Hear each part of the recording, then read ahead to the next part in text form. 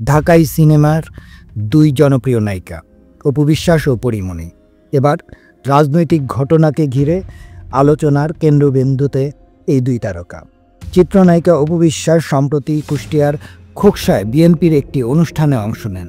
এরপর থেকেই সোশ্যাল মিডিয়ায় শুরু হয়েছে সমালোচনার ঝড়। অভিযোগ উঠেছে, আওয়ামী লীগের পতনের পর হঠাৎ রাজনৈতিক অবস্থান পাল্টে ফেলেছেন তিনি। সমালোচকরা বলছেন, অপু বিশ্বাস হচ্ছেন সুবিধাবাদী। এই সুযোগে মুখ খুলেছেন চিত্রনায়িকা পরীমণি। সরাসরি নাম না নিলেও ফেসবুকে তীব্র কটাক্ষ করেছেন অপু বিশ্বাসকে। তিনি লিখেন, আগে ছিল 6 মাস হিন্দু 6 মাস মুসলিম, এখন 6 মাস আওয়ামী লীগ 6 মাস বিএনপি। আরও লিখেছেন, তিনি পল্টিবাজ, সুবিধাবাদী কারে বলে দিদি কিন্তু দেখিয়ে দিলেন, বাপ রে বাপ কী জিনিস এটা।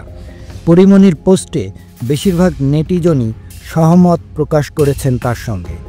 অপু বিশ্বাসের রাজনৈতিক অবস্থান পরিবর্তন এবং পরীমণির এই খোলামেলা সমালোচনা ঢালিউডে যেন নতুন বিতর্কের জন্ম দিয়েছে।